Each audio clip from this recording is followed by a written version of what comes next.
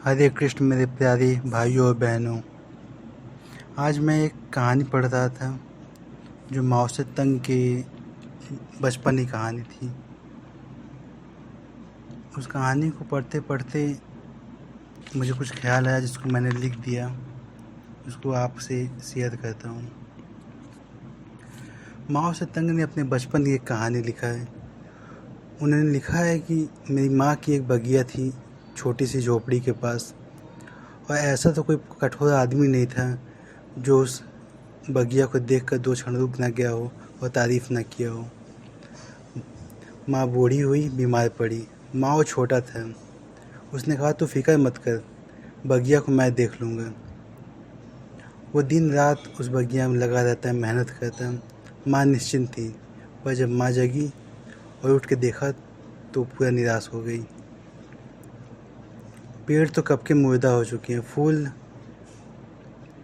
तो कब के बेजान पड़े हुए हैं, पत्ते तो कब के सूखे हो गए हैं। वो मन ही मन रोने लगी। उसने कहा कि तू करता क्या था इतने दिनों तक।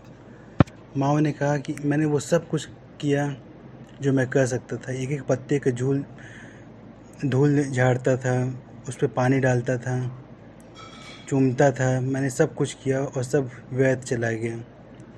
उसकी माँ रोने में भी हंसने लगी। उसने कहा, पागल, तुझे पता नहीं शायद, पेड़ की जान जड़ में होती है। जड़ में पानी डालते ही फूल और पत्ते अपने आप हरे भरे हो जाते हैं। ऐसे ही शरीर है फल फूल और हमारी आत्मा है जड़, पर हम भूल ही गए हैं कि हम कौन हैं, बिल्कुल मुर्दे की तरह। कोई हमें दुख दे तो रोते हैं, कोई अपमान करे तो दुखी होते हैं, कोई दो शब्द अच्छे से बात कर दे तो खुश हो जाते हैं। ऐसा लगता है किसी घोर आध्यात्मिक नींद में हो और कभी जानने की कोशिश ही नहीं की कि हमारा शरीर रूपी पेड़ का जड़ हमारे भीतर है, जो एक अवसर लेके आता है और ख़ुद को परमात्मा बनने की एक अवसर लेके आता है, पर हम उस अवसर को ऐसे ही खो देते हैं। कुछ लोग हुए हैं इस धरती पर जिन्होंने अपने भीतर छुपे सत्य को जान पाए। इसी जीवन में कोई बुद्ध हो गया, कोई कृष्ण बन गया, कोई महावीर, बहुतों ने जाना, पर उनके जानने के रास्ते उनका था। पर हम रास्तों की नकल में पढ़कर कहीं अनंत में खो जाते हैं। और उपनिषद कहते हैं कि अज्ञानी तो अंधकार में भटकते ही हैं, ज्ञानी महा अंधकार में भटक जाते हैं। कोई रास्ते की नकल करने की ज़रूरत नहीं, बस इतना समर्पण कि हे परमात्मा, मैं तुझे स्वीकार करता हूँ, अब जो तू कहे वही करूँगा। बस इतना सा भाव और परमात्मा उतर आता है। मैं के खोते ही परमात्मा की अनुभूति होती है।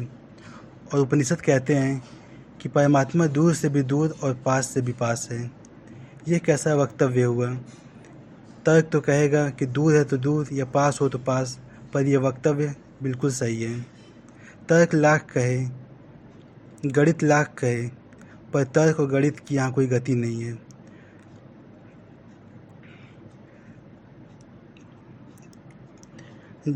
जिन आँखों में अहंकार नहीं होता उनके लिए परमात्मा पास से भी पास होता है, और जिन आँखों में अहंकार होता है उनके लिए परमात्मा दूर से भी दूर होता है। भाव के इस जगत में विचारों का कोई मोल नहीं होता। तो आइए हम भी कोशिश करें कि 24 घंटे में कुछ क्षण ही दिमाग को बिल्कुल विचारों से खाली करके सिर्फ भाव में जिए। 2 क्षण के लिए भी आप भाव में जिएंगे तो आपको वो मिल जाएगा जो शायद पूरे जीवन में विचारों के पीछे पीछे चल के भी ना मिला हो। मेरी बातों को इतने ध्यान से सुने उसके लिए बहुत बहुत अनुग्रहित हूँ। और अंत में सबके भीतर बैठे परमात्मा को मैं नमस्कार करता हूँ। मेरा नमस्कार स्वीकार करें। हरे कृष्ण।